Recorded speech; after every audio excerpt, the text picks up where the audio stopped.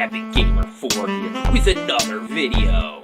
Today, I'll be showing you how to create an offline profile in Windows 10. Now let's get right into it, right after a word from our sponsors, Raid Shadow.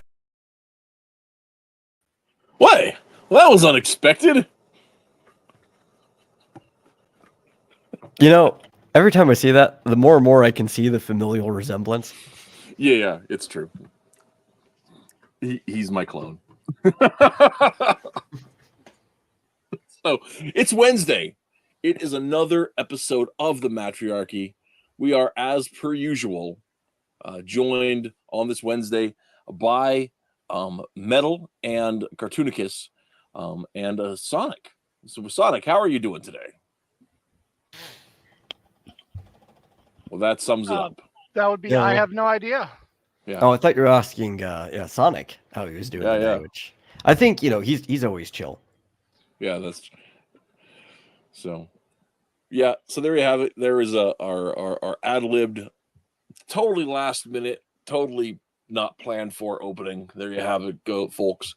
I am kind of tired, but we found out earlier today, we thought that of our 4-person panel that had decided to review Superman number 5 from the Dawn of DC line, apparently everybody, we thought half the panel couldn't make it, and so I thought it was going to be me and Metal, so I didn't even read the book. I was busy with work stuff, and so I didn't make the time for that today. But Cartoonicus, you're here. I wasn't expecting to see you, but I appreciate you being here anyway. Well, I was, originally not going to show up just because I don't do the Superman ones, and then we weren't doing that, so I was waiting to find out if there was something we were doing, and I still don't know the answer to that. Yeah, the answer is yes. We are doing something, but we're not sure what. But we have no idea. We have no idea. We're making it up as we go. It's the best comic content on the internet where an old guy and 2 somewhat younger guys just stare at each other for an hour. So, I tell you what though, I have been trying to catch up on some comics that I haven't had a chance to. I've got a huge reading list.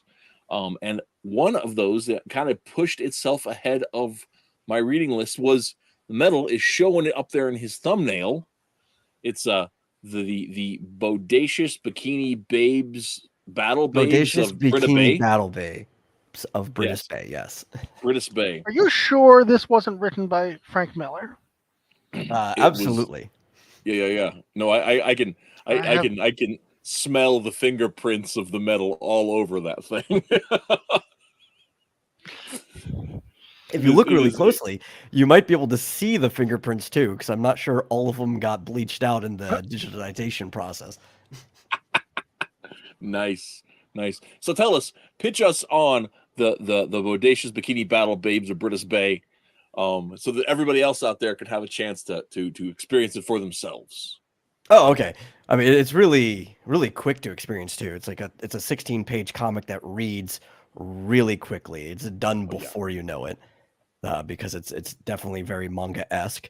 The reason I made it was because webcomic creator Kitty Hawk is celebrating 4 years of uploading to Newgrounds, because Newgrounds has just been very good for artists and comics lately. And I guess 4 times 4 is 16, because a 16-page comic is a lot easier for most people to make than a 4-page comic. People struggle at writing short stories. So it was a Sweet 16 contest, and you had from late September through up until December 10th is the deadline. And as normal, as the usual, I waited until 2 weeks before the deadline to even start on it, which crammed a lot of work down, because that was less time than even 1 page a day. And then I found out that I'd be leaving halfway through that, so I'd lose access to my scanner roughly a week in. So I had to have all of the inks done before I left. So I had a week to pencil and ink 16 pages, and then another week to tone and letter it, which obviously that didn't take as long. I tell you what, that's like real, that's like professional level of speed. Yeah, when I have the time, I can do it. Yeah, that's that. Liefeld's motto. Probably Liefeld stuff when he has the time definitely shows. And you could look at the stuff earlier in his career when he definitely had the time versus a little bit later when he didn't, and then later on even when he had it again. Good question. Should Colin Lamping upload to Newgrounds? Have you read? Let me ask you, Metal. Have you read any of Colin's Emerald Man? I have not. Yes. So, because I don't know what kind of stuff goes well on Newgrounds. So Everything. The literal motto of Newgrounds is everything by everyone. The challenge is getting in because I found this the hard way. You sign up and they don't just let you go around posting anything like other social media and stuff. You have to be scouted earn your way for art specifically. and to be and audio. seen. Yeah, but here's the thing. If you know somebody, it's easy. You just upload 4 things, and then like I can scout someone because I've already been scouted. It's really not that hard. It's mostly just to stop bots and like kids that are putting no effort in. That's about it. Not even kids that are putting effort in. They're fine. It's the ones that are putting no effort in. Oh, so then Forces is right out then. Well, nepotism is a very strong thing. I don't know, because I've been thinking about that. I've been trying to find. I am convinced, Metal. I've had this conversation. I'm convinced that somewhere out there is an audience for Forces of Good and Evil, but I haven't found it yet. Yeah, whatever rock they're hiding under. Whatever rock they're hiding under. Well, it's actually a fun experiment because I've got the year 1 up on Webtoon, and I've got the senior year that we're getting art from Mrs. H in. And people seem to like the story with my story and Mrs. H's art. We don't get the same kind of traction with our art. Yeah, I can see that. So there you go. That's the story. I don't know. Newgrounds really good for underground art. There definitely are a lot of I wouldn't call them art snobs there, right? It's almost like the opposite. But there's definitely some quality snobberish about it. But that's the cool thing about Newgrounds is it's one of the only websites that still uses the 5-star rating system, where you can have the half stars. And the cool thing about the art portal is you can't be blamed off of the art portal like some of the other ones, right? Any of the scouted portals, you just stay up there. People can blame you. You can have 0 stars and you'll still be there. Yeah, you'd have to violate whatever the TOS is for them to remove an image. The games and movie portal, though, because that's treated more like an arcade in a movie theater, and they only want I wouldn't say the highest quality stuff. They just don't want absolute trash in there. You can be blamed out of those portals. Like if you just get enough 0-star ratings, that particular piece is gone. Doesn't stop you from uploading new stuff. They're just like, try again later. Try harder. So I guess good scrub. So I guess, Colin, your answer comes down to well, maybe. Yeah, the answer is if you feel like being there. I think it's a good community. It's got a pretty tainted reputation, I think, but I don't think it's deserved. I've been on it for a really, really long time, and I think it's just because some people are a little edgier. It's a bunch of old school internet people, but it's a pretty friendly place. And if you're looking for actual criticism, you'll find it there. Okay. Because people don't leave comments, people leave reviews. It's not even like a chain. You get your one review you leave on a piece. You can make it a comment if you want, but a lot of people actually criticize what they like or don't like about a piece, and you get the final say as the author of the piece too. In a reply, and that's it. So it's a pretty cool system. Well, that's intriguing. If for nothing else, then that I can see treating it similarly to how we've done uploads for the Forces on Global Comics. Yeah. So I really like the Global Comics format. Its layout and everything. I really appreciate that. Yeah, Global Comics is a great platform, and Colin's stuff is on Global. That's where I've read it. I actually, it's interesting you show up today, Colin, when we have nothing going on. So I'll just talk to you directly. But we were, I have been meaning to reach out to you about coming on this show to do a Comics Creators Club in the new year. And I've actually got another comic I'd like to pair you with for that one. So you can tell me if you're interested right here, or save me the embarrassment and DM me about how much you disrespect everything we do, which would be fine. So yeah. So I was making this for a contest on Newgrounds. Right. 16 pages for a quote-unquote Sweet 16 comic contest. Actually has several cash prizes, first through fourth place, ranging from $50 to $500 inverted order. Which I don't think I stand a chance, because our buddy Carl decided to enter the contest, and I think he kicked my butt. But still, I had fun making the piece. I don't know. Like, I read Carl's comic, and it is awesome, and it's complex, and it's intertextual, and it's a great bite-sized package of what he's done, which is one of the things he was hoping to accomplish with it. But it's so different from yours. I can't really even say, like, I think the edge better that I'd have is that hot girls go a long way. Yeah. So do robots, though. Yeah. People that love robots. Yes. So, but I'm kind of playing to the crowd, right? Because I happen to know a lot about Kitty Hawk. I followed one of her comics for a long time, which was called Sparkling Generation Valkyrie Yuki. Another comic that's not up anymore. Why every comic I follow, people just take them down? Like, they're just gone. I don't know. But it's a magical girl comic involving mythology. It's like, I have been wanting to make a magical girl comic involving mythology. Maybe I'll make my short play to the crowd there, like to the judge of the contest, you know. So let me ask you about the Bikini Battle Babes. Yes, it is an Irish twist on a magical girl comic, but I have a couple of specific questions with that. One, I have never met a girl named Patty. Really?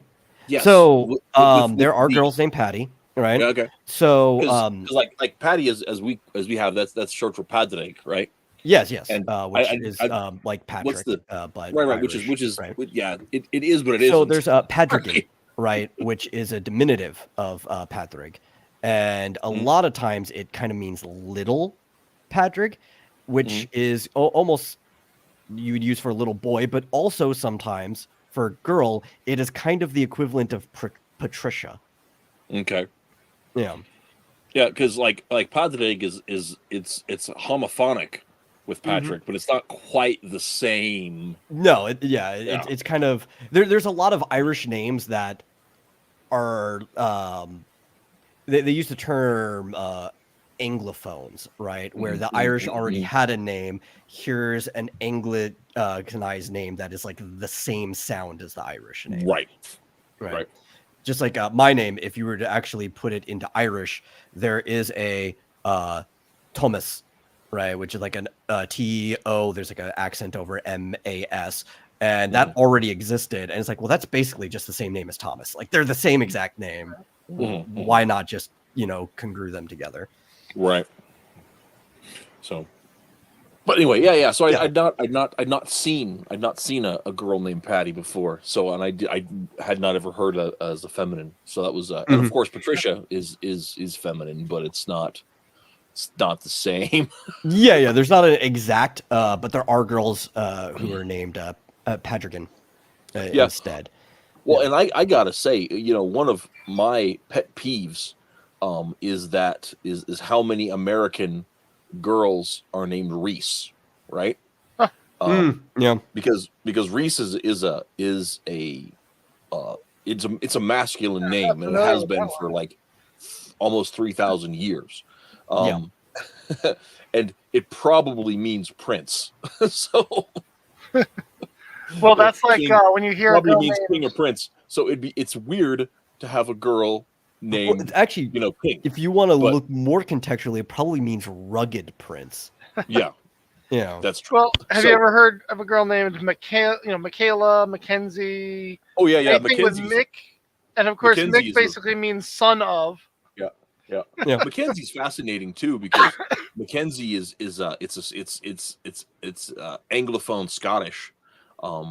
There was no character for the y sound, and the Scottish form of Kinney, which means sprung from fire or made from fire, is Kenye in Scots Gaelic. But they didn't have a letter to represent the y sound because the y was being used as a long I sound, and so since the Kenye, they didn't have a Z sound at all in Gaelic, so they just used this weird letter that was left over. S's. Yep. Listen so to you, an American, calling it Z. Because I didn't want to say Z. And they would call it a Z sound because it's they're everywhere except for us. Everywhere except us. So the Z sound, they don't have a Z sound, so they don't have a use of a Z letter, so they use this extra letter to represent the y sound, and then it was read by English speakers as Mackenzie.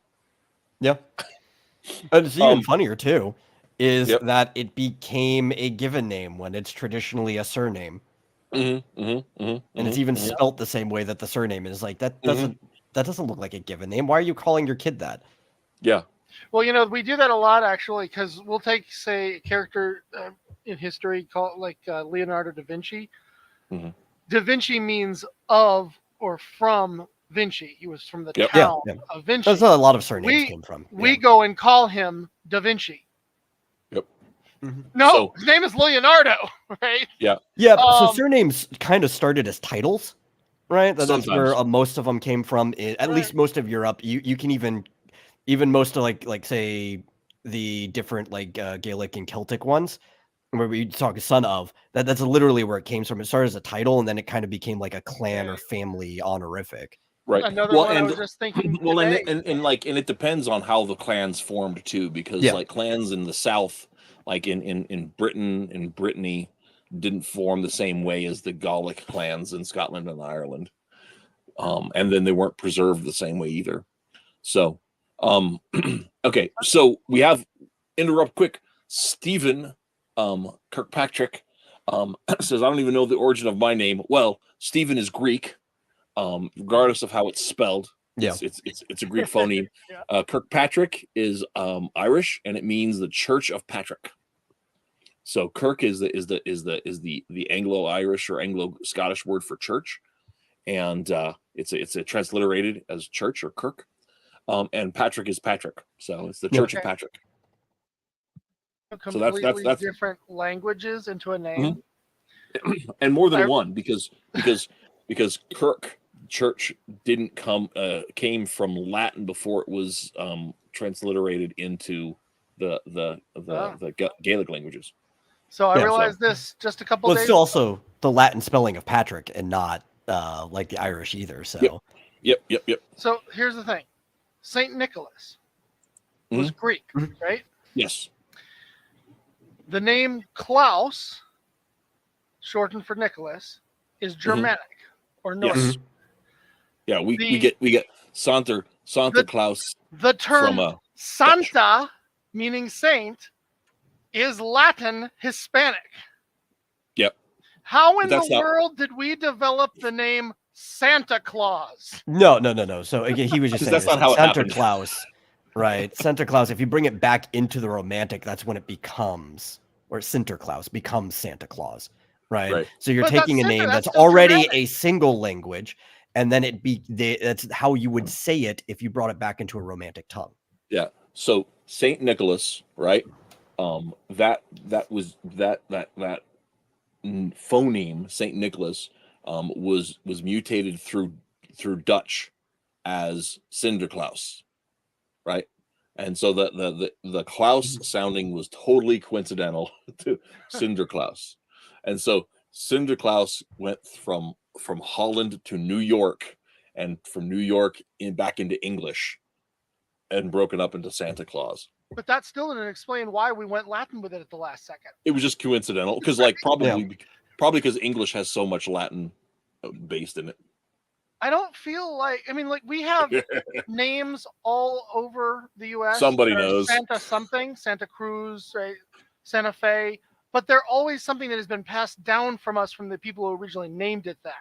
Mm-hmm. When we use the word, we say saint. You'd think he would have just been called Saint Claus at the very least, right? It is so weird to me to realize Santa. Actually, there's a lot more of that than Santa you think. Maria. Right. What is that one? Anaheim. Anaheim is one of those type of names, right? So Heim is Germanic for home, right? Like the realm or the home of a place, right?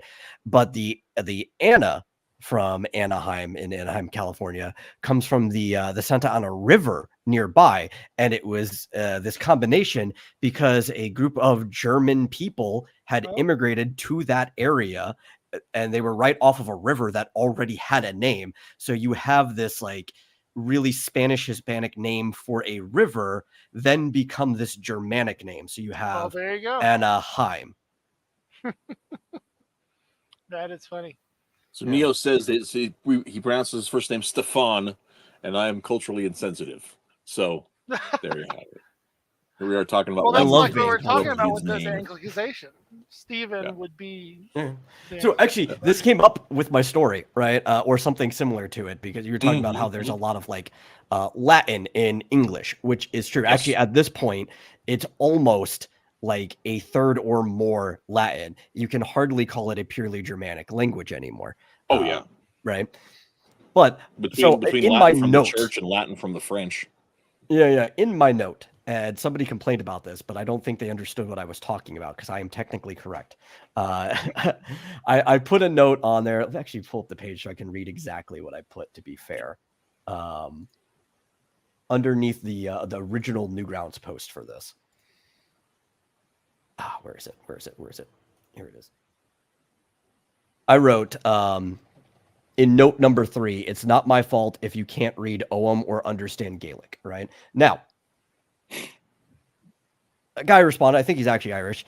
He says, you never call the Irish language Gaelic. You know, that's threatened for a blaming.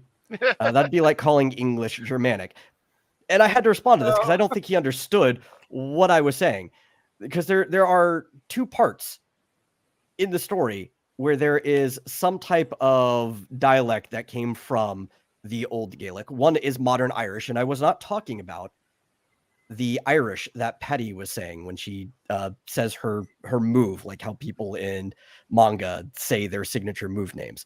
This is not what I was talking about. So there's a part at the end of the transformation sequence on like page 4, because I do have like a traditional magical girl transformation sequence where on both sides of her in that like fully transformed kind of like wide shot that you do, there's Ogham on both sides, right? Which is the traditional Gaelic way of writing. It is basically trees. They all wrote in trees. We assume that the Scots and maybe even the Cornish probably wrote that way at one point in time, probably even the Brits. Like everybody probably wrote that way. But the only evidence we have is there's some old Irish and old Welsh that have Ogham written in it. On one side is her name. So if you can read Ogham, you can actually read what her first and last name is, right? I'll just leave it to that to be like a little fun thing for people. The other side actually has 2 words in it that basically translate to war witch, because that would be her designation, right? And they are really old words. Like they predate us calling the language Irish. They're some of the very few recovered words. So old that it was probably the same words in all of the Gaelic dialects. They probably wouldn't even be different languages at that time. And I even told him, I was like, if it bothers you that much, I can change my note to where it says Old Irish, but that's probably the closest that I'd be willing to do, because there would be no difference in the language at the time that these words were made. So let me. I've got a screen share ready to go. Let's go ahead and put it up there so people can see. Here. Yeah. What is this Gaelic comic? It's the bodacious bikini battle babes of Britis Bay. Yeah. I'll get the here. Let me drop the link to your. It's not on the Newgrounds here. It's on your page. Yeah. That was Either the one's easiest fine. one for me to get to. I'm gonna go. I just ahead had and to make drop sure I that put it here. on Newgrounds first because it was a contest for Newgrounds. I've Right. been slowly putting it everywhere else. I actually, before we hopped on, I was doing the interactive panels for Global Comics. I have never used the interactive panels for Global Comics. I never get the results I want out of them, and I'm just like, nah, just yeah. I've gotten pretty good at because you can add points to tweak. Mhm. So for like if you have like overlapping panels or breakthroughs or anything like that, I'll go in and I'll add like 50 different dots, and I'll just actually slowly build the panel around whatever the breakout is. That's ridiculous, man. Yeah, I do it. Well, you know what? I've seen more views since I started doing that, though. Apparently, there's a lot of people on mobile or whatever who really like the interactive reading. Well, and we had dude, Solid Halon has commented that Yeah. has requested our stuff get put up because Global allows you to zoom where Webtoons doesn't, and so he's like that's one thing. So Yeah. but I haven't. I think it's a great comic reader. Oh, it is. I definitely agree with that. Okay, here we go. Hang on a second. I'm being really distractible. Here we go. Yeah. At least though, he did give me another note in the same critique. I still got 4 stars out of it. But I will hand it to you. The depiction of Hurley is just as violent IRL, so that balances it out.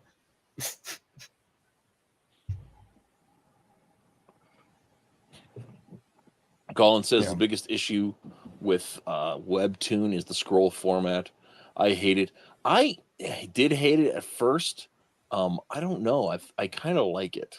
I don't know. I think there's a lot of interesting things you can do with it once people start getting creative. Mm. Yep.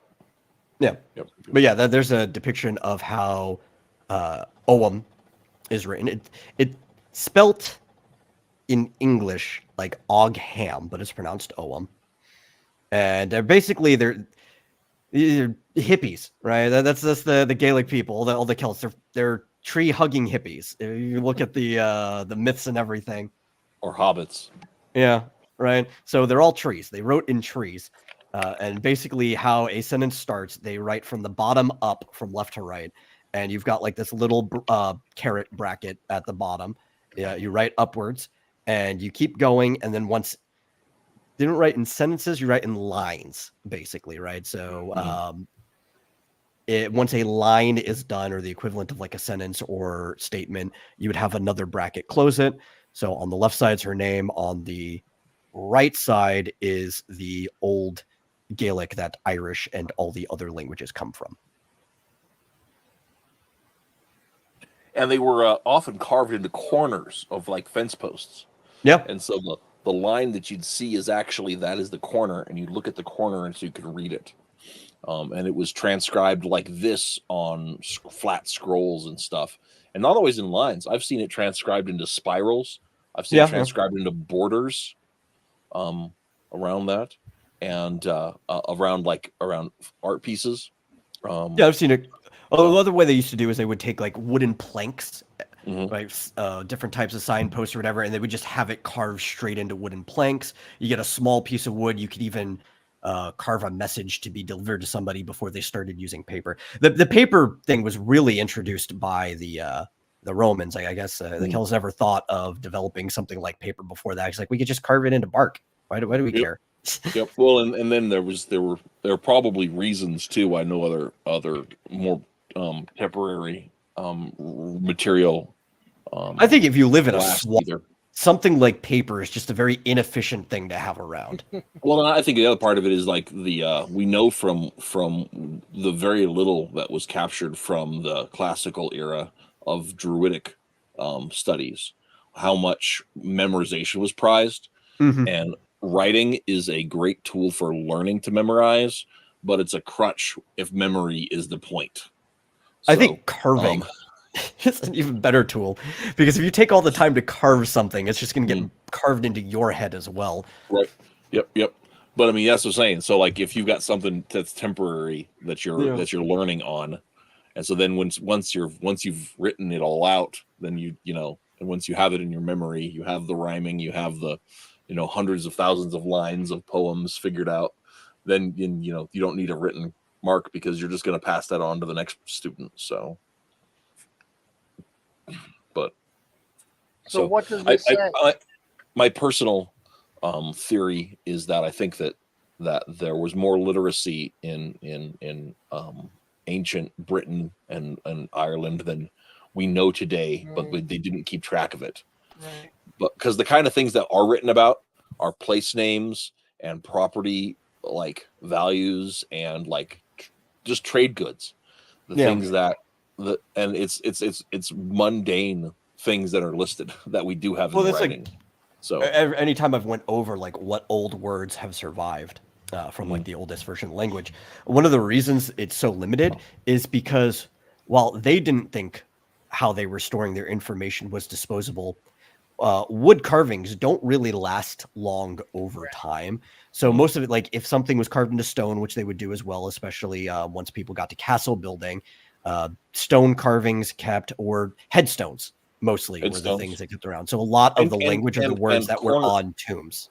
And cornerstones and property too. Yeah. You have, in fact, there are a few bill of sales where, like, where they in Wales, where they've got, this land was sold by this person to this person, and that would be actually on the cornerstone of a like a farm lot. To this is the old Griffith place. It's been the Griffith place for as long as anyone can remember, and now it's not anymore. Oh yeah, especially like they do all across the UK and Ireland. They've done a lot of like DNA testing, and every time they check and they happen to find like the bodies of people that are preserved underground or whatever, they realize that the people who still live there are distantly related to the people that they found. It's like, oh yeah, no, these guys have never moved. It's still just the same families have been there forever. Pretty much. Until the ones that came over here. Yeah. No, that's like my family comes from Mattriachy over in the Donegal County area, the northern end of Ireland.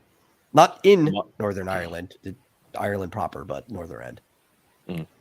My mother's family comes down from the Redmonds, and they were a Kimro Norman family that came over, one of the 5 Fitzgerald's families that came over during the Norman invasion and went native. And they had gone fully, abiding by Brehon law, started using Gaelic and all their stuff until the English Civil War, and their family home was burnt to the ground by Cromwell. So you have the expression by hook or by crook. And there are two in near Wexford and Waterford. There are 2 outcroppings along the shoreline. One is the hook and one is the crook. And so Cromwell told the Roundheads to take Ireland by hook or by crook. And so that became an expression meaning by any means necessary. And it was because there were treacherous bits of parts of the coast they had to try to fend with. Oh, it's a horrible place to try to traverse, honestly. Oh, yeah. So, but yeah, so that's the Redmonds were deposed. The hall was burnt to the ground, and the defeat of my family was forever emblazoned on the coat of arms that remained afterwards. It's my family's castle. Was you can burn down a stone castle, believe it or not. A lot of people don't think you can, but it's possible. My family castle was burnt down. Like the corner of one of the towers is still there. That's about it. But that was not by Cromwell or an invading force. It was by our own people, because it's honestly, looking at the history of my family, fucking deserved it. Yeah. On my Welsh side of the family, there's some long history about brotherly disputes going back millennia. So Neo says some of my relatives have recently claimed we have some Scottish ancestry, but I'm not entirely sure how accurate that is. With a name like Kirkpatrick, it could be. Yeah. Very, very well could be. So it's a fairly common Scottish last name. So That or it got changed to Ellis Island. There are English. There are well, just because there were a bunch of churches that were dedicated to Patrick throughout the British Isles, and so it wouldn't be at all rare for somebody to have grown up around one of those and been given the name. But yeah, there was it definitely was something that it could be. There are Kirkpatricks that are from the borderlands on the English side. There are Kirkpatricks that are in Ireland. There are Kirkpatricks that are from Scotland. So it wouldn't be at all surprising if that was the case. Yeah. Yep. So, but yeah, so okay. Fun. The other, so there were. Okay, let me think about this. I am trying. I actually still never even gave anybody the basic premise while you're trying to remember. We're talking about this, and the audience don't even know what like the story's about. Yeah. So, getting to the actual story. Basically, the premise is that there is this bay, this long beach called British Bay on the southeast side of Ireland. It's the longest singular beach in Ireland. Actually faces Wales directly. If you were to sail across, you'd run right into it. And it's very popular. It's just south of Dublin, so a lot of Dublinites end up going down there. And actually, they don't know if they like Dubliners or Dublinites, and I think it's because the band stole the name from them, and that's why they're fighting against it now. I think the Dubliner is probably still a better, longer term name. Yeah, I think so, because that was also a James Joyce novel called The Dubliners. But the Dubliners, they like to go down there during the summer for vacation. It's probably the only time it's warm enough to actually really enjoy that beach. And I decided I was going to take this beach and I was going to mix it, the magical girl genre, and basically Baywatch together as a single story. So the lifeguards for the beach are all these bodacious battle babes. They're these magical girls that they take a contract and they work at the beach to fight off Celtic sea monsters from all over, not just the Irish, because it faces the Irish Sea. You can get stuff from like Scotland, Wales, and everything all over coming across. There's no shortage of sea monsters in British Isles lore. So in this story, which I'll say is the first and potentially last, because I'm never going to draw another one. But if an artist wants to work with me, I'll think about doing more. I've got stories to tell. But yeah, this girl, Patty, she has basically been working there since she was 14. She's like 17 now. She's like the only long-term, she and one other are the only long-term employees. You see the other one at the very end. Her name is Moira.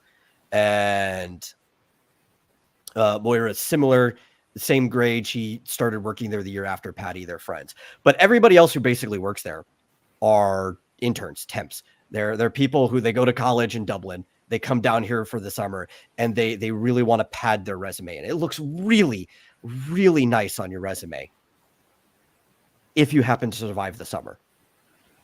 They lose a lot of college students. And this right here, Zofia, who is a Polish immigrant, because most of the immigrants in Ireland are Polish, is at the college, comes down here. She cannot handle this whatsoever. She's just being flung around by this Olafist. And Patty has to come in, even though she wanted it to basically be her day off. You know, it's like, just let the interns handle it. It's just a puppy. This is just, it's a small, this is a young one. They get way bigger than this. Their heads can get like to the size of whales, right? And she couldn't handle it, so Patty has to go in and take care of it herself. And yeah, it's just a fun little romp. And Sophia quits because Patty called her a gimp box, which is fair. Patty's not a nice person. No. It's so funny. So, Isn't a saint. no, she's not a saint.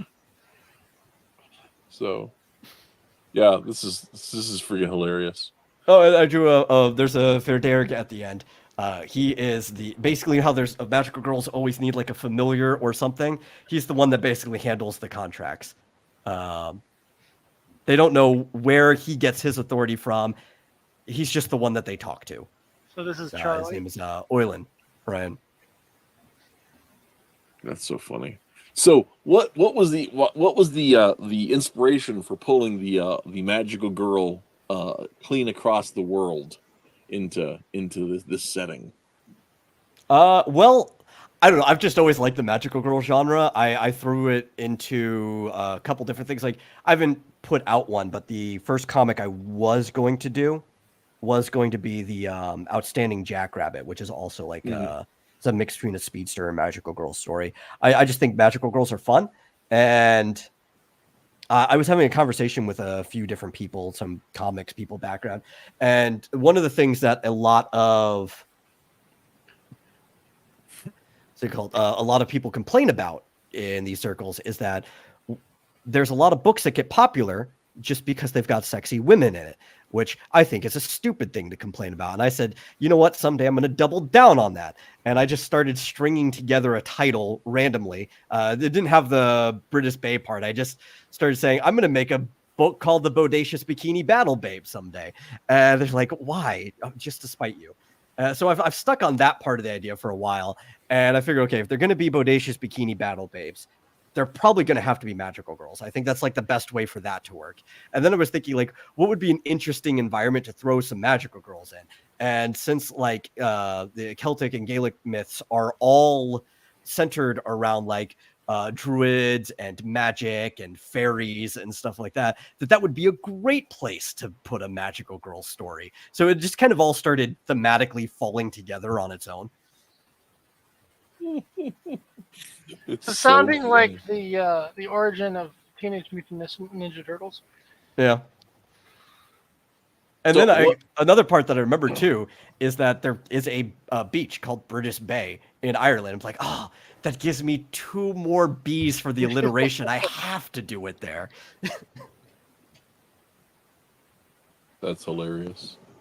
So what you should do is every time you have a new story, name that title of that story with 2 or 3 more B's. The bodacious bikini battle babes of British Bay become bouncers. Yeah. Battle binions. They could become bunnies. We could have a crossover Bruce with Oi, and we just have bunnies involved. That would be amazing. So what time frame is this set in? Is it modern day?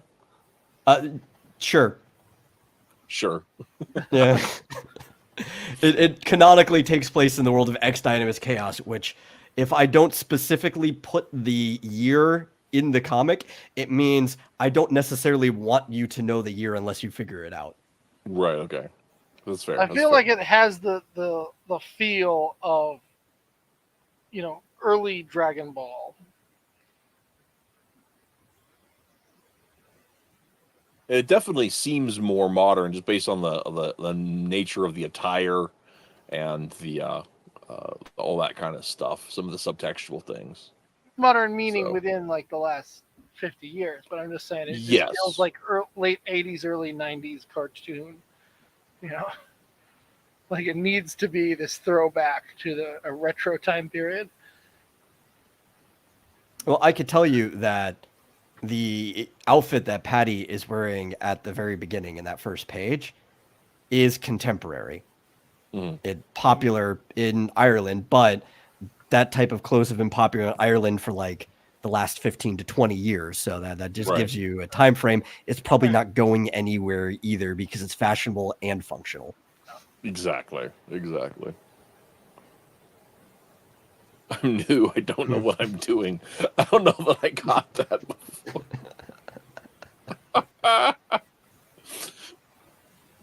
Absolutely hilarious. Absolutely hilarious.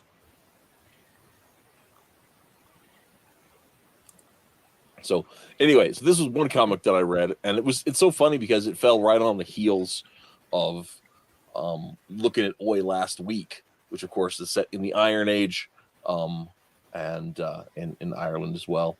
But it's one of those. And both of them have hurling sticks involved. And both of them have hurling I sticks. was noticing.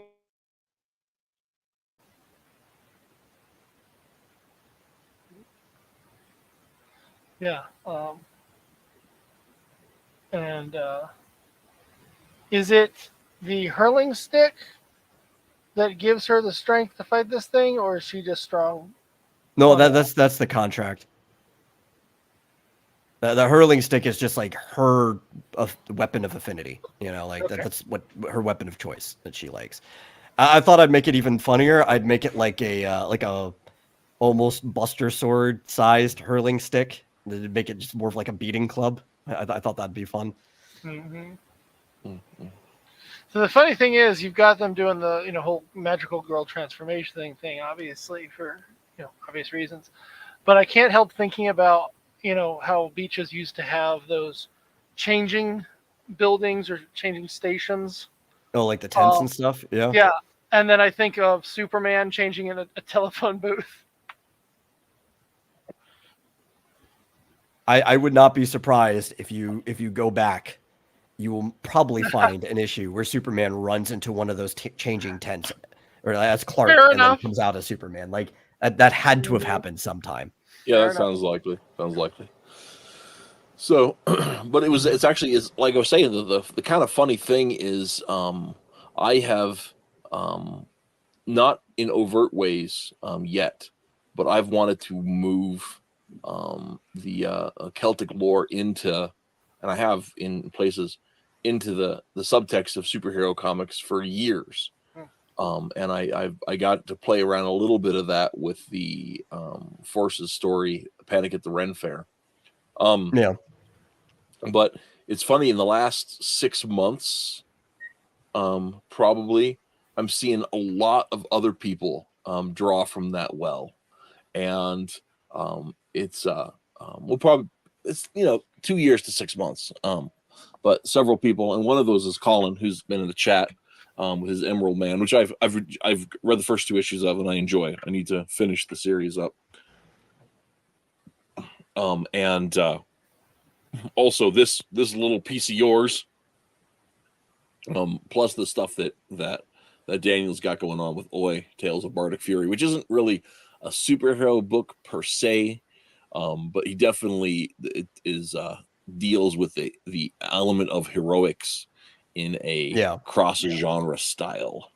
So it's one of those things where it's just really kind of interesting to see people playing that well.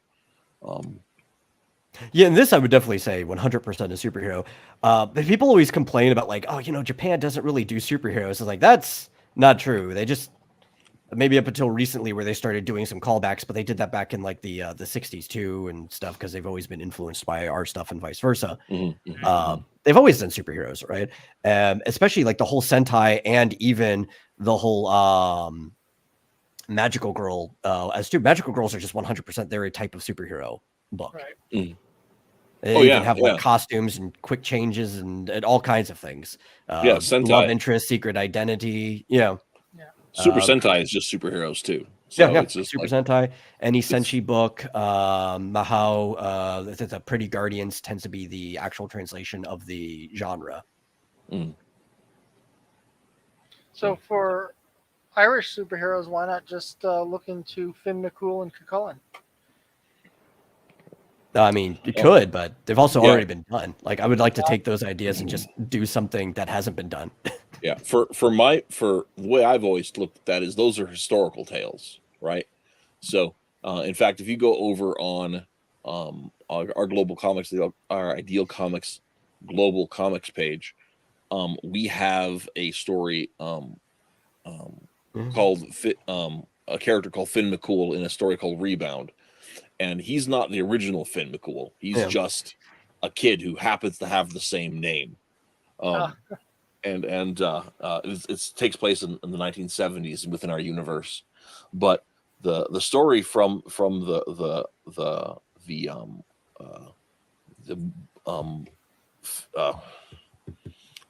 I am going to forget the name of the book right now, but the corpus of Irish lore, by and large, happened within our comics universe. It's just all historical. So the real Kilcullen, died like 300 BC or whatever. So it's just one of those things where those are historical to it, and some of those events may crop up later on, or have repercussions within our stories, but it's not necessarily something that we would directly run into in that one. I know one of the stories I have for Forces coming up here, I've talked about it before, so it's not a big secret. It's a story where Chad goes into the other world to try to rescue his mother, who was kidnapped at the end of Panic at the Ren Fair. And he's going to end up spending 2 years in the other world. And that's called A Newfound Blues. And I'm very much looking forward to digging into that story, but we gotta build up to that yet. So that's actually gonna be really fun. Does that mean he's gonna be 2 years older when he gets out? Yeah, he is. He will be chronologically older, but he's still legally 17. But he'll be chronologically 19. Just like the slacker, he's now held back in school. Well, he's about to graduate anyway. So okay. Yeah, he gets out. Actually, he'll be 18. He gets out on. He is rescued from Anuvan on his birthday. So he's just turns 18. But yeah. So.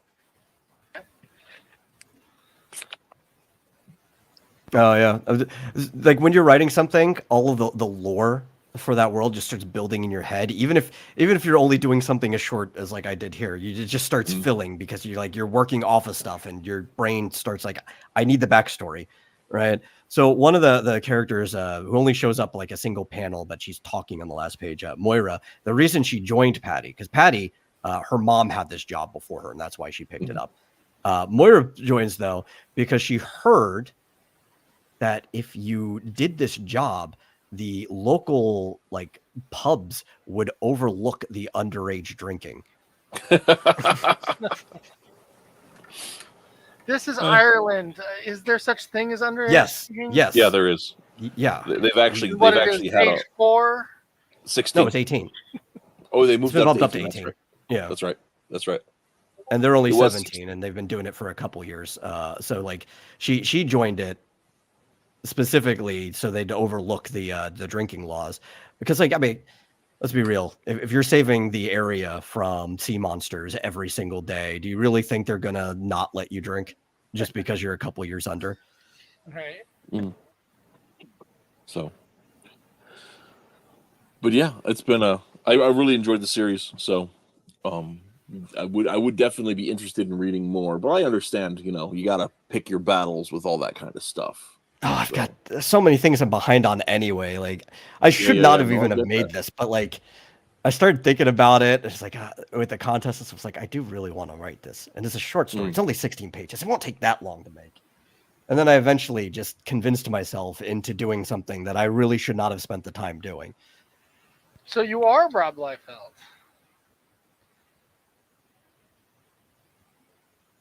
Well, I've never seen me and him in the same room before, so I can't really confirm that. That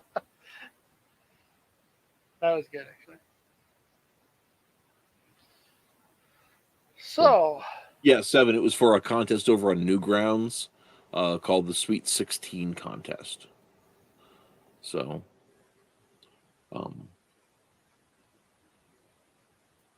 Uh-oh, Colin, you came up with an idea that somebody ended up doing. I know what that's like. A lot of my stuff comes out of contests. Realms and Relics came out of a contest.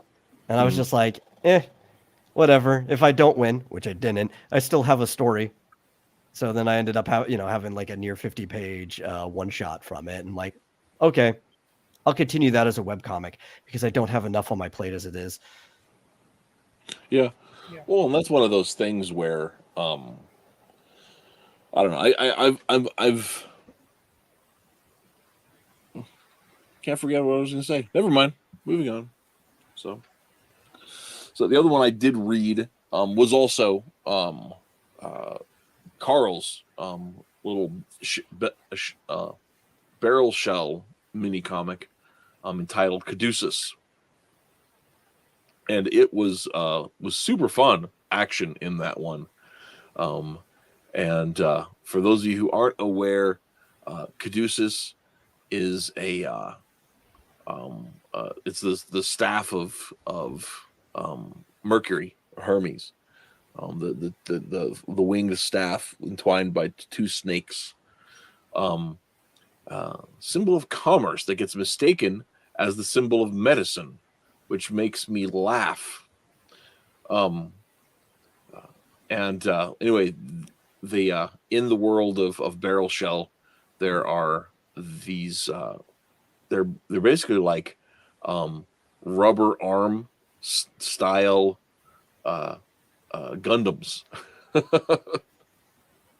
and some people have found this Caduceus, and it's causing chaos, and so the barrel shell team goes out to try to retrieve it from these living bomb guys, and fun zany action in I can't remember the word, but it starts up and it's great. So Carl spends a lot of his time over on Newgrounds, actually. So and he's occasionally up on Discord in places, but yeah.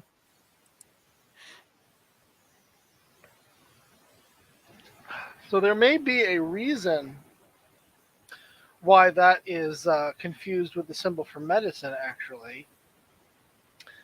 Well, it's because... Well, you go ahead. Well, in the Epic of Gilgamesh, there's a point where he has managed to swim down to the bottom of this lake and pick a plant that, if he eats, is supposed to give him immortality. And he comes back, puts it aside, goes to bathe, and while he's bathing, a snake comes up and eats it. And it's this tragic ending. In another version, however, it's two snakes that wrap themselves around the stick and then disappear. So I'm thinking there's got to be a connection there. And if it's like, immortality, that's healing, I could see where that may have come from. Well, I also disagree with it being a tragic ending. It's a beautiful ending. Well, he learned the lesson that he was supposed to learn. Okay, if I'm not going to tell the entire Epic of Gilgamesh, then that's the best way for me just to describe it real quick right now. For those who don't know. Yeah. There are the two big theories that I have is one of them 7 points out here, the bronze serpent from Moses, but also the another one is the single serpent on a stick, symbol of the Asclepius, the Greek god of healing. But see, my point is, I could see where something like that may have actually come from older versions, like some or whatever also inspired the Babylonian version. Mm-hmm. Oh, here Colin says, "No, go ahead and read the entire epic. I'd listen." That's hilarious. Oh, okay. Hilarious. Hey, we don't know what we're doing tonight. Shall we start talking about Gilgamesh now? No. There is wrestling involved. There is wrestling involved. I did write. I did write a really fun murder mystery inspired by the Epic of Gilgamesh a couple years ago that I eventually want to get turned into a comic. So it is the first buddy road trip story. It is. Yeah. It is. So I was gonna say, what do you call it? When they go in and confront Bunny cop drama.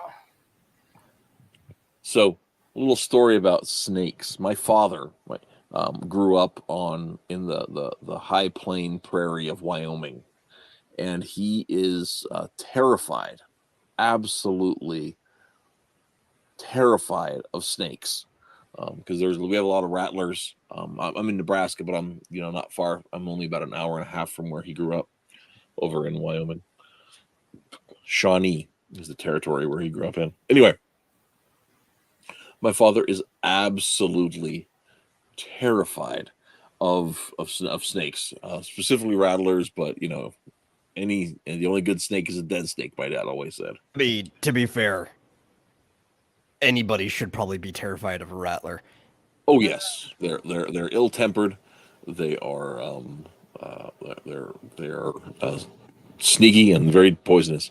They're In fact, fast. my granddad my granddad passed away when I was an infant, but he had left behind a quart mason jar full of rattlesnake rattles that he had killed through the years. Oh my. So, yeah. So anyway, so there are reasons for my dad to be nervous around snakes, because this wasn't uncommon. They always would carry a 22 when they were out fixing fences just to kill snakes. A big stick. Big stick or a small gun. So, well, talking about a little story about snakes, there's also kind of an allusion in the story that I wrote that I'm sure you probably picked up on, but maybe other people who are going to read it haven't. Her name is Patty, and she uses a big stick to drive a snake off of a beach in Ireland. Believe it or not, I hadn't noticed that. Yeah. That's something I hadn't stopped to think about yet. Now I feel stupid. Okay. There you go. So anyway, one time I was down in when I was in high school, we all went to Florida to Disney World. And at the Epcot Center, they have all sorts of tchotchkes and schlock and all kinds of stuff. And amongst the things they had these very realistic looking wood carvings of snakes that were cut into slits. So you could pick them up and they wriggle, right? Like real snakes. Oh, okay, yeah, I getcha. So they're these long wooden snakes that had slits cut along them so that they bend and wriggle just like real snakes. And so one day we're there, and I don't know what possessed me to do this, but I pick up a big one, bigger than on the screen. And I walk over to my dad and I say, "Hey, Dad." And Dad, of course, turns around to look, and he just sees me holding this, 3.5 foot long snake just wriggling in my hands. And he just jumped like 5 feet back and just like screamed in the middle of Epcot Center. And I just thought it was the funniest thing until my mom shot me one of them looks. She knew? Oh, yeah. Oh, she was with us. She was with us when it happened. No, but she could tell that it was fake. Oh, yeah. She knew right away. Probably because I started laughing right away. Oh, my. Yep.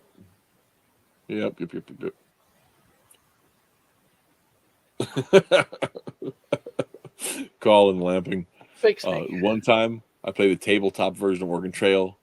The wife got bit by a rattlesnake. RNG was on my side, and sucking the venom with whiskey somehow worked. Yeah, that actually can help. But it's also not without its own risks. But yeah, we actually had a couple of years ago. Side note of speaking about Oregon Trail, the game. A few years ago. Well, so I live here in Scotts Bluff, and the Oregon Trail. Both locations of the Oregon Trail, because there were two paths here, one that went south along what's called Rubidoux Pass, and the other that went north up through what's called Mitchell Pass. The Mitchell Pass way had to be cleared later. Because there was these badlands around the bluff that had to be filled with dirt to make a road that was closer to the river. Otherwise, you had to go 10 miles south of the river through what's called Rubidoux Pass to get across there. No, I'm in Nebraska. And so the In fact, the Ballad of Buster Scruggs, the Oregon Trail portion, was filmed south of town, southwest of town over here. So if you ever watch that, where they're fighting off the Indians, that's in my neck of the woods. Anyway, Indians? No, they're all very chill. In real, I mean, these days. So Not even from anyway, both kinds are pretty chill. So yeah, see, it's a huge thing here because Chimney Rock, which is just 20 miles from my back door, is on the game, and so but a few years ago, the guy who was one of the original second group of programmers was doing a nationwide tour for like the 25th anniversary of Oregon of the game, of the second edition of the game. The first edition was just like text based and everything, and the dude sold it to Border Bund for some ridiculous amount of money, and then the Border Bund team had to go through and rebuild the game because none of the logic models that were used for the first game would work with the systems that were available by the time they went to production for the game. And so the guy went to the thing and listened to the speech and all the research the guy did to make it time accurate and all kinds of stuff. Because Border Bund had purchased just a skeleton of an idea, and they really wanted to flesh it out. And so that was pretty crazy. I mean, I grew up here hearing about the Oregon Trail and playing the game and not really thinking about them being a practical connection between the two. But there you have it. I was also stunned to discover that "You Died of Dysentery" is not a placard in the game at all. It's something that we all collectively hallucinated. Oh, it's another one of those, huh? Yep. You have dysentery, you have died. That's what it is. Or Luke, I'm your father. So and so has died. It's not you have died from dysentery. As I found that hilarious. I had never stopped to think about it. I was like, yeah, that's how it is. So, imagine if the same, again, 20 years, 30 years from now, we discover that Dark Souls never said you died. I don't know about that. I never played Dark Souls. I mean, you can go and check that now. Yeah. So. Yeah. I would hope we all laugh in the face of Oregon. It's a silly place. So my business partner and friend Barry Tetz, who has been on the channel sometimes, he's originally from Oregon, and he moved out here to make comics. Yeah. Why is that? Why they're specific? Pros to Oregon, no sales tax. Con, everything else. So why specifically? Well, I'll tell you the story specifically, since we're just killing time anyway. So Barry had been a range firefighter previously, and they have, of course, a lot of federal land. In case you guys don't know, half of all land from if you were to take a line from Canada to Mexico and line it up with the eastern border of Colorado, right? 50% of all of the land west of that line is owned by the federal government in violation of the Northwest Ordinance. Right. So there are lots of federal lands, and that means nobody can use them, and that means that there are lots and lots of federal firefighters. Well, for a time, my friend Barry was one of those firefighters, and he left and started just working some Joe jobs and ended up meeting a dude I knew from out here named Jess Miller.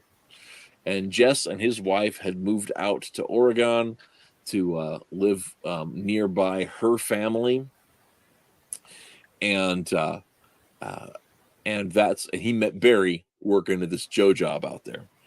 Well, Jess decided he wanted to move back out this way, and he was creative guy, and me and Chris were doing this comic book thing and trying to make a go of it and try to figure out how to do all that stuff.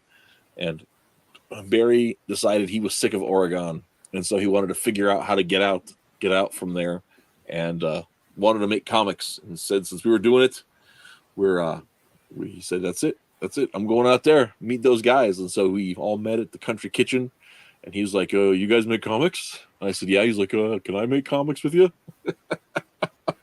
I said, "Okay." And so we've all been, making comics and not making money for years. Living the dream. Yeah, there you go. Yeah, sometimes I say it Oregon, and sometimes I say it Oregon, and I don't know why. That's interesting. I say oregano. Oregano. So, but yeah, we spent a lot of time talking about Metals comic, but I do recommend people. In fact, let me get the link to the Barrel Shell Caduceus comic. Put that in the chat because it is. Yeah, definitely this one cool. just better not disappear on me. I'm about ready to start doing a full archive.org dive to try to see of Carl's work, see what I can resurrect. Because I was really liking Wholegrave, disappeared. I was liking Barrel Shell. I was liking Wholegrave. Barrel Shell Mach 2, as I'll call it. And I liked this one. But this is the only one of those three I mentioned that's still around. I will say this, and I told Carl this at the time. He was about 40 pages into Wholegrave, and he felt like it was starting to wander a bit. And I said, dude, just write it out. The story is so fun. The characters are so much fun. Just go with it. I think you'll come out the other end and you'll love it even more because it's such a fun story. And he disagreed with me, which is fine. It's his prerogative to do that. But Wholegrave was such a fun story made up of such fun characters. And I really, really wish there was more of that. Some stories you just have to let wander. Right. Well, and I mean, and it's a story about adventurers, about retired adventurers who accidentally find themselves on an adventure. Yeah. What? It's gonna. It's great. It was like when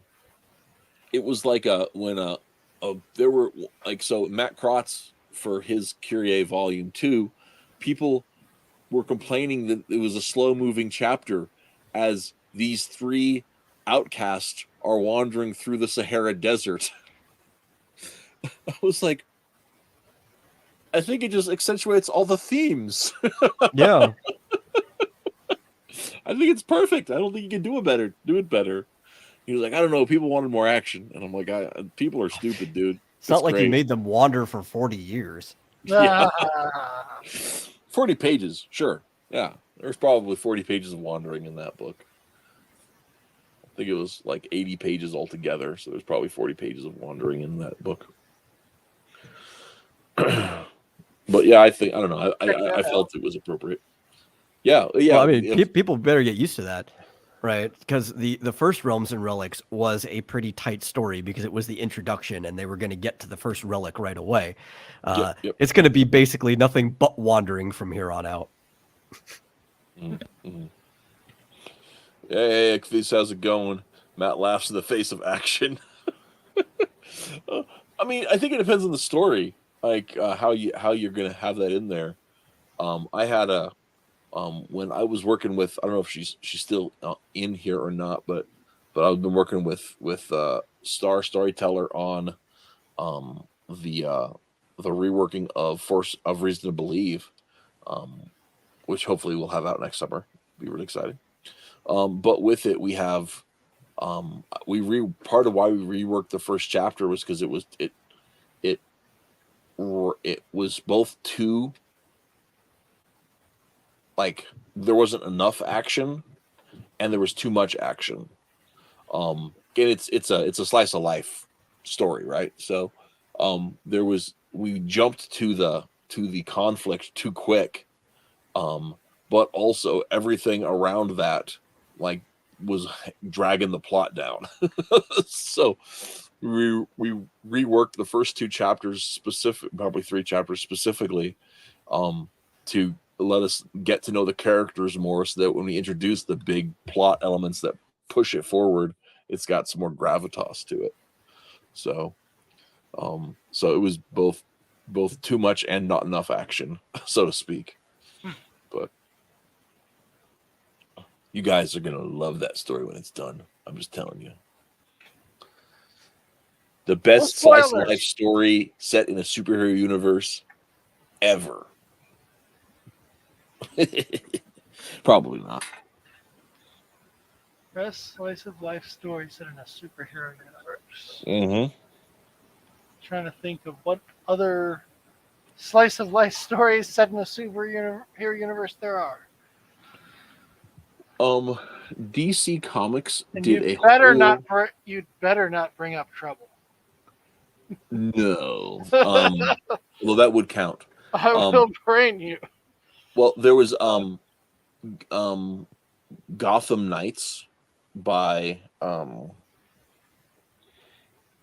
man, I'm gonna forget the dude's name. John Ostrander did the 2 Gotham Knights miniseries, and that's NIGHT, not KNIGHT. Oh. And the first one was very much that. It's actually like 5 different slice of life stories that all happen within a superhero universe, within the main DC universe, and how these 5 different stories intersect. It's really great. It's really great. DC also did a whole series of backups in the mid 80s called early 80s called Private Lives. And it was the alter egos of various DC heroes going on about daily tasks that happen to intersect with their superhero identities in one way or another. Mm-hmm. And that's it. Let's see. I was just going to say Archie. Whoa, Technically. whoa. Okay, come on, explain this one. Archie, I mean, they neutered it. They removed all of the superheroes at one point, but they also brought them back in at a later point, too. But Archie is a slice of life story that takes place in the superhero universe. Yeah, the Red Circle books at different times have been canon to the Archie story. Oh, no. The Shield and the Fly and Jaguar. And Sabrina's in there too. It's just a supernatural world. That's crazy. Which is not unlike the Ideal Comics universe. Fizz says, I want to create a comic about a construction company in the superhero universe. We actually, if an insurance company. If you go over to idealcomics.gumroad.com and put down a couple of bucks for Zing number 2, we have a pulp style stories, prose and illustrations called Hammersmith. And in the Hammersmith is the story of a fellow who is a construction worker in a superhero universe. And I am still super proud of that particular story. And how it plays into the subtext of our Ideal Comics superhero universe. So, and 6 other stories of various genres, comedies, westerns, can be yours for the low price of $2. Bad. Yep. So, I don't know if you ever read Zing 2. So there we go. I got it up on Global Comics. I don't think there's any point in making a dedicated series just for it unless more gets done later. So I just threw it into the EDK Shorts series. That's amazing. You've been doing that while I've been yammering about whatever. Mm-hmm. Okay, there you go. So I just picked up, I don't know if anybody else has read this or anyone wants to, but Robert Venditti has been releasing, who did such amazing work on Hawkman, released a Wesley Dodds Sandman comic. And I just picked up the first 2 issues at the shop today. So I am excited to check that out. It does sound fun. Yep. No, I do not laugh at bacon. I just eat it. But yeah. So I'm excited to check it out. I have high hopes for Venditti's take on it. I'm curious because of the DC has been recently reintroduced the Golden Age into the main canon, but I haven't been able to find out how they did that and how it makes sense. So that's something I'm curious about. Because it seems wild to me, right? It probably is wild. Because it's been so long since the 40s that even with everything that they've done to extend the lives of these guys, it still seems like it's stretching credulity at this point. Well, I mean, when you realize that in less than 20 years, World War II will be 100 years away. Mm-hmm. Time does that. There's going to have to be a point where you either have to completely reinvent something or let it die. Yep. Or send it back to its original version. I think we do far too little of that.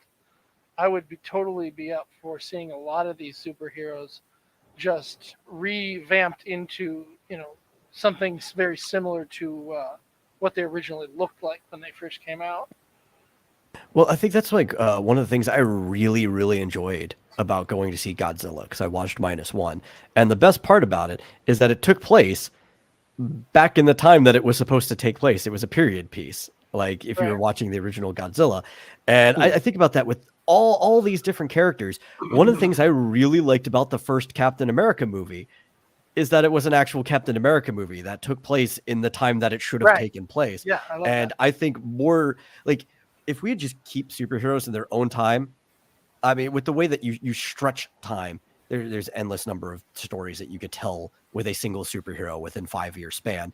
That it also would have given us more reason to have modern superheroes. And then there's some that could just Superman. Honestly, he could exist forever. He can get energy from the sun, regenerate. You could have him in the modern day or whatever. That's no problem. But there's a lot of characters that should really just stay in the time that they were made. Well, the other thing is, and you remember in a recent stream, I pointed out how much we have to purposefully ignore about reality and history in order to get the feel that we generally want from a superhero universe. Yep. One thing I don't think I included in that is recognizing how influential Superman has actually been on culture and history and the entirety of the superhero genre, the comic book industry, the film industry, etc., etc., etc., etc., etc. And I could keep going on. But the butterfly effect here, one thing affecting another, affecting another, affecting another. You take that away, and now Superman is supposed to show up in 2023, and history have gone exactly the same as it did without him having existed as a comic for the last 80 years. Right? Mm-hmm. That's an interesting question. Yeah. One of the cool things about the Captain America movie you talk about, going back to the 1940s, was how they were even able to make sense of his showing up on a comic punching Hitler, because it was literally part of his whole act that he was putting on before he became a soldier. Yeah, that was kind of a fun Easter egg, but I don't think it needed that. But I love that it means that he actually fits into history that way, that we know it. That Yeah. It gave us okay, nothing changed. Literally nothing changed there. So, question. We got a couple questions in the chat. One is an implied question between Neo, who says Matt laughs in the face of public domain. And Colin says public domain is great. Where do you guys stand on the public domain?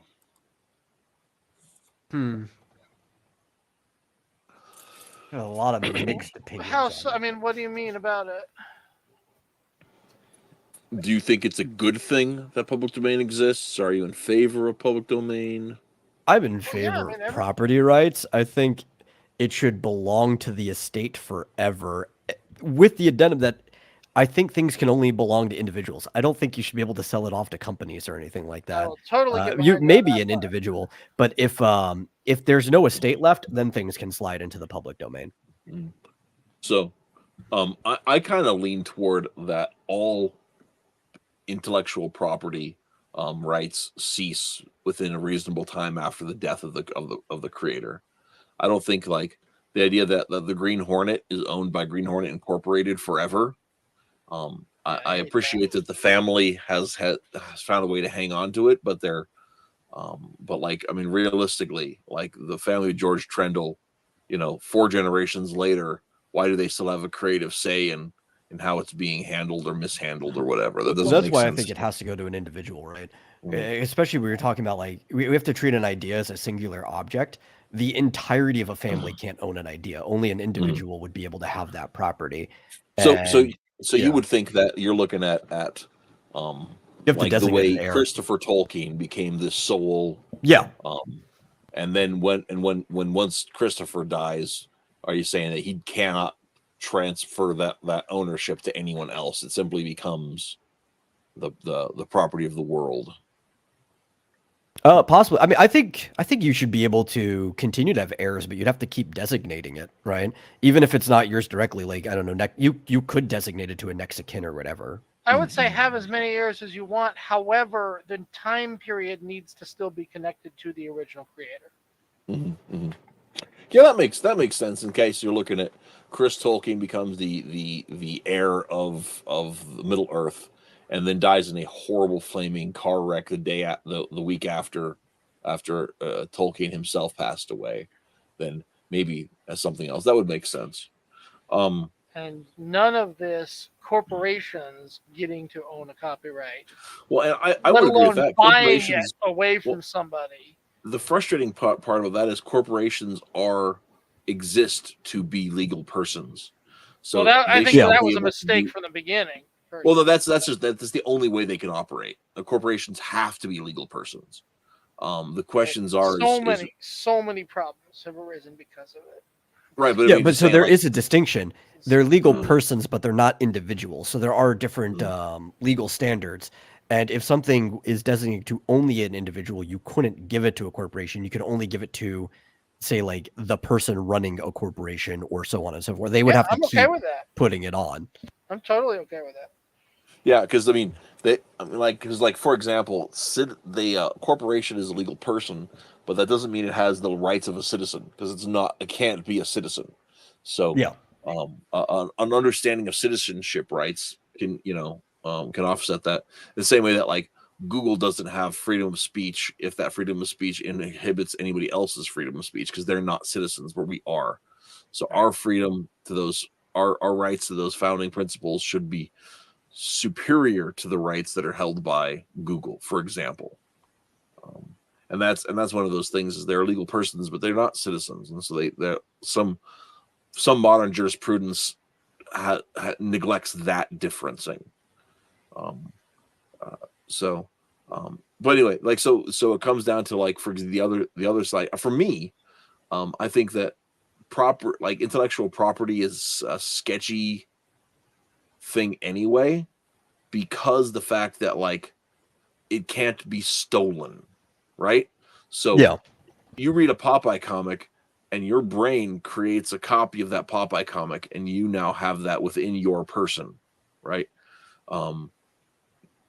You can remember even if you redraw that comic, right? It doesn't take away from the fact that LZ Seeger drew that comic and it was drawn with his hand and it was paid for through the syndicate and all that other kind of stuff.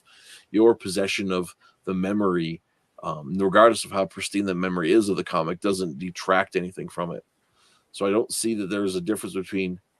I don't see how there is a philosophical difference between your possession of the memory of a comic and your possession of a copy of that comic. Right. See what I'm saying? Yeah. So, I think that copyright can only protect specifics, which even why me personally, I'm more into copyleft than I am into copyright. You go, well, I mean that literally, not even as like a pun, because there's a term that is copyleft, and that's copyleft is it's basically open, right? That people can make alterations something, but the only thing they own is the alteration they made. But also to be able to make that alteration, they have to leave their version open for people to do the same thing. So it's like a pass it forward type That just thing. sounds like trademark. Well, I mean, No. Well, the thing about that is that comes to like a lot of fair use falls into that idea. Yeah. But also the idea that, like when you look at scholastic properties, right? Anything that you publish, whether it's vanity press, whether it is scholastic academic press, whether it is in professional press, anything that you put out to the world, you retain the ownership of that thing, but any other academic work or even popular academic work like trade magazines can cite you without your permission And build upon what you did. And not pay you for it. Yeah. So like if that's the way we treat the most important ideas we can have, these academic ideas, then I don't understand how that policy doesn't also attribute to pieces of visual art, to musical notations, to all the other kinds of information that we can have. Well, And the public domain laws are kind of trying to get at that. Like it does a lot of the same things retroactively and fair use laws finally hits, and fair use.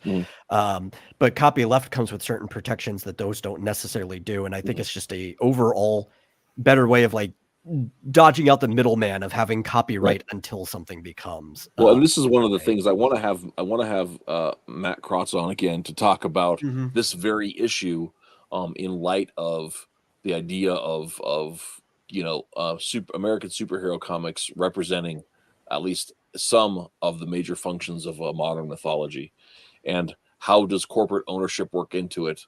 And because in a lot of ways, because possession is ownership, you have there's a very fact that like you can't own an idea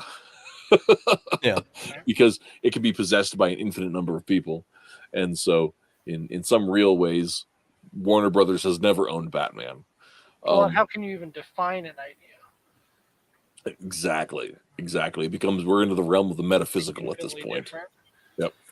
Yeah. No, that's why I have like a whole like doujinshi policy labeled out on my site, which is the Japanese word for self-publish. And it's like I can't stop you really from making stuff based on the themes and characters and stuff that I make. I can choose not to list you. I could take legal action, but that's very expensive. I'd rather just set up a policy where none of us have any problems to begin with. And I kind of look at the way Japan handles it. And a lot of people can do self-published work. Companies, like corporations, can't publish somebody else's copyrighted work. But on a small self-published individual level, you can make your own basically fan fiction or whatever and put it out. That's interesting. And sometimes they end up influencing the main work, or they'll call people on. Taking Japan as an example, the current artist / co-writer for Dragon Ball Super, which is Toyotaro, worked on, I believe it was Dragon Ball AF, which was a doujinshi, and Toriyama pulled him on for Super. I think he also had a little bit of work on GT too. He might have been pulled on before that. I don't remember which one came first, but he had worked on a doujinshi beforehand. I'm wondering how big enough groups of people who aren't corporations, but who might have a lot of money, aren't able to, just run around and scoop up those little things that somebody is just getting started on and doesn't know how to get their name out there, and then suddenly make it big and kind of control that IP by their ability to function. Courts. The courts are usually what stop that, because you can usually prove when you publish something, right? Even something that's self-published, you have to put like a date inside of it, right? You have the original copies of it. It's easy to fake that, but it's also not easy to fake that at the same time. What's faking though? I thought you were saying that you Yeah. can go ahead and use it in your own way. Okay, I might be missing what you're trying to say, because there's no way, like, a large group of people by definition is a corporation. Well, no, you have to be incorporated to be a corporation. Okay, so But- then by definition they're a company, whether they're incorporated or not. My point is, if Yeah. if you're able to make money off a fan work, if I understand what you're saying, right? Yes. Like, you can go to a convention and you can sell it and nobody Right. would stop you. So here I am, trying to sell Forces of Good and Evil, and I can't find my audience yet. I'm just one or two people, and I've got a day job, and I can't spend all day on social media promoting myself. And right, we've all experienced this. Some of us many times. That story sounds really familiar. You know what it's like to be the little guy trying to make this work. Some millionaire comes along and can afford to suddenly make a fan work of this and pump out a ton of it and do the marketing and make this big, and they could basically steal your idea right from out from under you just because they can make things happen faster. Potentially that could happen. There's a lot of logistical problems before that. I mean, one, why would you steal an idea that already isn't showing any readership to it anyway? That seems like a pretty bad thing to invest in. Well, the thing is there are ways of doing that by looking at, this has a lot of potential, so I can kind of make my own thing, kind of like the That was always the Dennis thing, Leary. right? Copyright and trade. I mean, what are they called? Patent. They were always about trying to allow you to make money off your idea before some.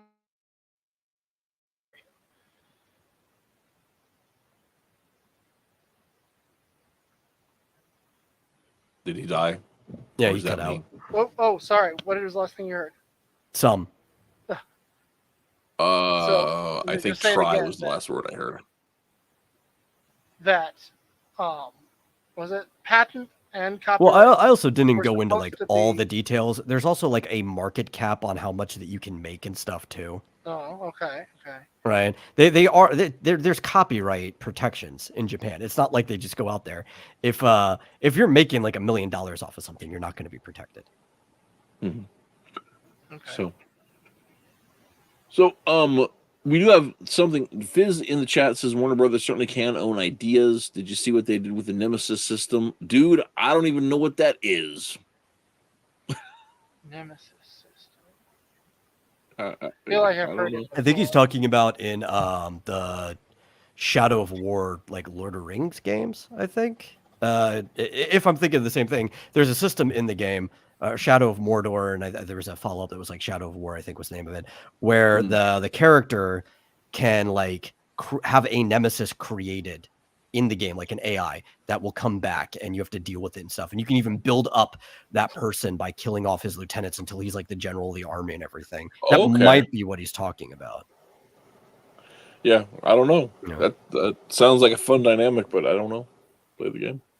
Yeah, but the only thing they could technically own there, and they would have to be brought to court. One of the big things about owning anything is that you could be challenged on that ownership, but it costs a lot of money to take people to court, and that shoots a lot of things down to begin with. Well, yeah. Right. But they could really only patent like the specific code, the mechanics of the system. If you found a way of doing it yourself and you were willing to actually pay the court fees, there's really nothing they could do to stop you legally. They definitely You can't could even stop call it us something all. else too. You could call it the rival system. And Yeah, that's and that's like why when corporations being able to own stuff like that. Similarly, when people go on saying that Marvel and DC jointly own the term superhero, so we can't use that. Right. Yeah, I'm just like, yeah, try it, man. It was like there was a few years ago where some patent court like cast down the copyright claim on the birthday song. There was a dude who claimed ownership. There was a company, a corporation, whatever, that had claimed ownership of the birthday song for like 70 years. And recently was just like, no, dude, you can't own the birthday song. Yeah. You can't own Happy Birthday to You. That's stupid. There's a lot of stuff that literally just stands until it's challenged. That's Exactly. But it's expensive to challenge things, which is why things will stand for so long. So, indeed. Oh, well, guys, this has been a weird Mattriarchy. It has. But I think we may have hit all of the stuff there is to talk about on here. Oh, there is one theme that was brought up early that Colin asked if we could address the comic shop owner who was catching flack on social media for saying that DC and Marvel should produce books that people want to buy.